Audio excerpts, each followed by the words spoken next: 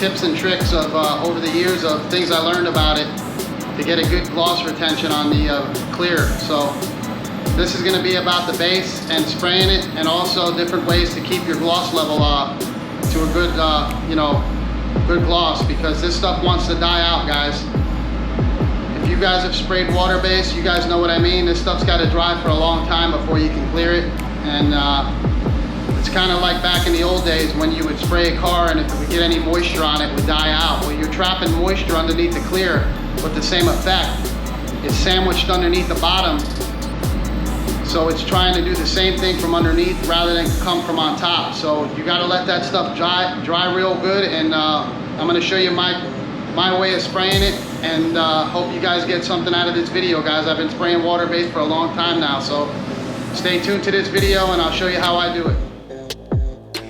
So here's the sealer, guys. I put a dark sealer on it because it's a darker color, so I took the black on there with a little bit of white in it. And now I'm going to come in with the base coat.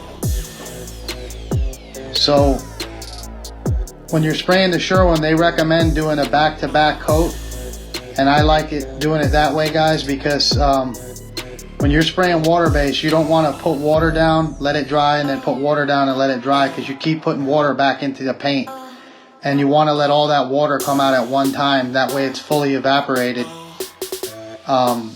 When I first started spraying PPG, they wanted you to put one coat, let it dry, one coat, let it dry, and then come back in to do your orientation coat. But that way what you're doing is every time you put more water down on that panel and you wet that panel back up, you're getting that water trapped back in there, and it has to come back out again.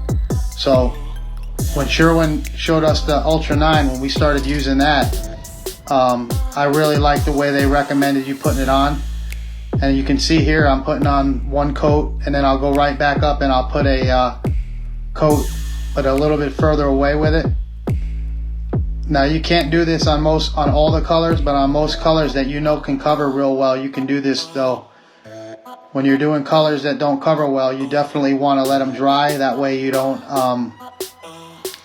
kind of like it'll bleed through. You won't be stacking the color on top of each other, so it works better with colors that don't cover good. You definitely don't want to do a back-to-back, but what I do on those colors is I'll actually do a back-to-back coat, and then I'll come back in, I'll do another back-to-back coat. I won't do like 4 coats. I'll do 2 back-to-back and 2 back-to-back. And I've noticed that actually helps out too with eliminating some of the dieback and less dry time, guys, because you got to let that water come out of that panel before you can clear it. But it's definitely a better way of doing it. And I do, like I said, the 2 back-to-back coats, and then I come in and I do 2 light drop coats. I put my drop coats on really light so that the panel's basically dry. Even though I'm putting it on, you can tell the panel's not getting re-wetted up. That's why they want you to, with water base, you have such a window before you can clear the car, because they're wanting that water still evaporating for so long, and you could almost let something sit overnight, come back in and reapply the base, and it'll soften it right back up because it's a water-based product. So that's what tells you that you got to let that stuff dry to get all that water out for best gloss. But obviously we don't have all the time to wait all day for a car to dry in a production, guys. So we have the Becca system over here where I'm spraying now.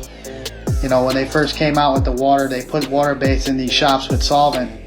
They took the solvent out and they handed you a blowgun, and they wanted you to start spraying water and walking around the car with a blowgun. And to me that was ridiculous, because all you were doing was wasting your time. I prep the cars, then I paint them, so I can't be standing around in a booth blowing on it or using stands and kicking up dirt all over the place. So over here we have the Becca system. And most paint companies now are putting in blower systems. You'll see me hit the button here. They're putting in the blower systems when they convert you guys, because they know it's necessary, guys. We're not just spraying, little cars one a day kind of thing here. We're producing, quite a bit of cars out of any of these shops nowadays that are spraying water. So they got to put in these blower systems, and they're putting them in when they put the lines in. I know Sherwin does it and PPG does it also, but you can see here I like running my booth at about 100, and then you can see how nice that's dry, guys.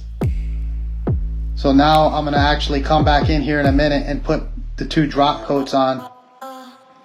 And I put them on real light, that way it never wets the panel back up. I'm just trying to do this for the modeling and the blotch. So I am spraying with the DV1 base gun here with a 1.4 in it, and I'm spraying at about, I spray my drop coat at about 10, and I spray my my regular coats at 13.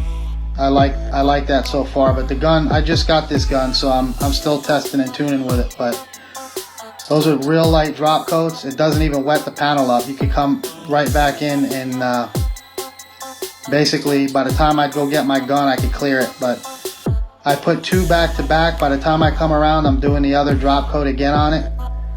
And you know, this is definitely the way that I like to spray it. And like I said, on other colors that don't cover well, I know which ones those are. I'll put 2 back to back, let it dry, and put 2 back to back for coverage reasons. You can't dump it all on at one time if you have a coverage problem with a color, because it won't build up on each other and get coverage. So it bleeds through when you do that. So you want to let it dry on those kind. But on these, you know, 8 out of 10, you do the back to back and a drop coat, you're done. One of the better ways of doing it. And you know, you gotta try things out, guys. Listen to the reps, but you know, they're learning from us. They'll tell you this, do this, but through the years I've heard them tell me one thing, and then 6 months later they're telling me something else. So try something out yourself. And a lot of guys I know that are spraying PPG are doing this too. I got a real good buddy of mine that's an awesome painter spraying PPG, and he does it like this too, guys, because it's the best way of getting it all out of there at once. And the more you keep putting water on that panel, you're gonna re-wet it up, cool the panel down, and trap water, and you have to let it dry, guys. So you definitely want to get it all on at one time, and that's the way I do it, at least with the colors that I can. But I'm gonna put the blowers back on here while I go mix up the clear. And I'm going to tack it off first. I like to tack off my base before I clear it. I used to, you know, do that quite often, but I stopped for a while because the tack rags we had at one time were terrible, and now we got the nice crystals, the new ones that they make. So I'll tack off my base now with these because they're really less lint. But if you could see here, I'm feeling the panel. You want to test that panel, touch it, and see if it's warm before you clear it. If that panel is warm, you know that water is dry. Definitely dry, because every time you put the water down, it cools that panel back off because it's wet, it's water, and it's cool. So when you feel that, and as you're tacking, you can basically feel it too. Feel it that it's warm, you know you're ready to clear, because sometimes it looks dry and it'll be fine. It'll just die out the next day, guys. Usually don't see the dye back as much on the water base until the next day. So doing these little steps will definitely help you out on the dieback, guys. So I've had a lot of guys ask me, what do you do about the dieback? Basically, it's just time, guys. The more time you give it and the better system you have with the heat and the blowers, you definitely want a blower system in there, and you just want to give it some time. Because, you know, when you sprayed solvent, you had different temperature reducers, and you could make something dry faster or slower. So you got one product here to reduce the paint with, and it's slower. You just got to do different tricks to get it to kick. And so now I'm going to mix up the clear and get ready to clear this job. So I hope you guys like this video so far. And this clear I'm spraying is a really good clear, CC200. It's a fast clear, but it holds out with a great gloss to it. And it's 2 coats I put on usually of this. I very rarely ever 3-coat anything. It's a pretty high solid clear, but it's one of the best clears I've ever used, guys. I've sprayed all kinds of clears, but this stuff it holds its gloss, and it's fast, and it's very friendly. You can get on this clear as soon as it comes out of the booth and buff it immediately. I mean, I pull a car out, I let it cool off for about 10 minutes, and I can buff it. So, you know, we're painting cars and we're building them the same day, and we're delivering them the same day, guys. So we have to get something that can hold out and actually, you know, hold its gloss and actually be workable and buffable, guys. You want to be able to buff the clear the same day, because as we all know it, the painter's usually the one that's rushed on the job, so he has to be able to get through it faster.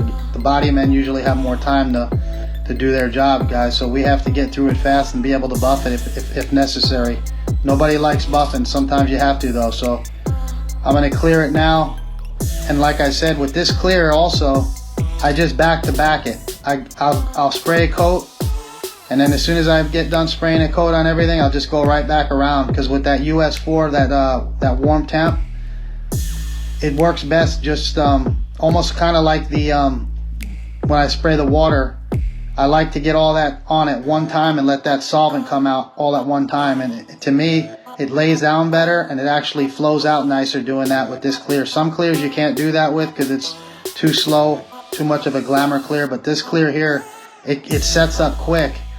And you guys can see I'm spraying in like a semi downdraft. It's almost like a cross flow, but it's a Garmat. It's a good booth, but it pulls you know, across the car. So I always start from the back to the front, let the overspray kind of go back on itself there. Even when I'm doing my blends, I'll have to set the car up accordingly because of the blends. I don't want my base blowing all the way on my panels and getting kind of like the pimples on it. So I always angle the car in the best way for me, and I'll put my parts towards the back because I got to get full paint on those.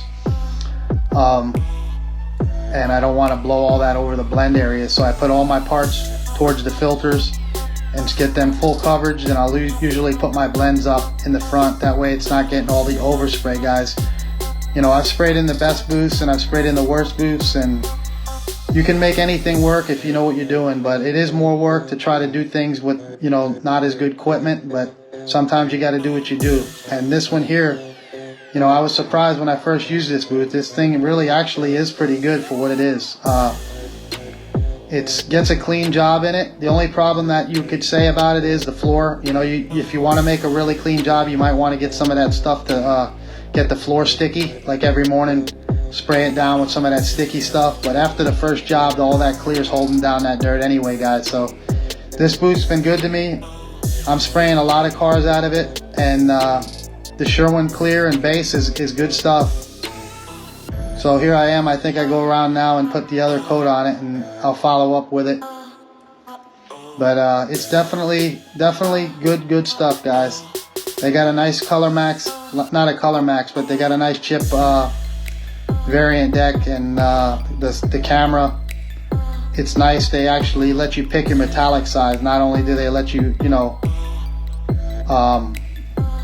look at different shades and flops and all that, but you got a chip deck with you to see the size of the actual metallic, because a lot of guys know that camera might pick up the color, but the metallic size will be way off. So I like how they have that chip deck to see what size metallic is actually on the car.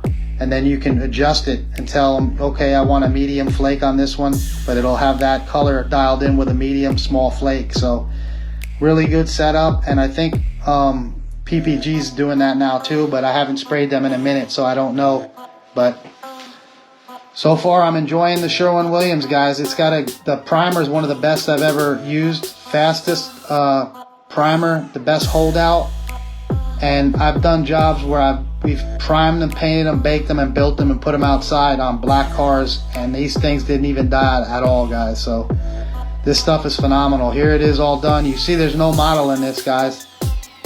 Those 2 drop coats, sometimes you got to do, like I say, I do the 2 drop coat technique on it, because one ain't enough sometimes, guys, because one sometimes won't hide some of the blotches or streaks. When you double back in those coats like that, you're putting a lot of material on there, and to hide that with one is kind of taking a chance. So I like doing 2, and you can see it's got no blotch or model to it at all. And these darker gray colors are some of the worst for modeling, if anybody knows.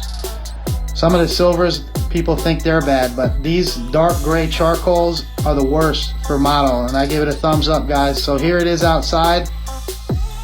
So it looks good. It came out clean, guys, and I wanted to say thanks for watching the video. Subscribe, guys, and comment and share, and let me know what you think.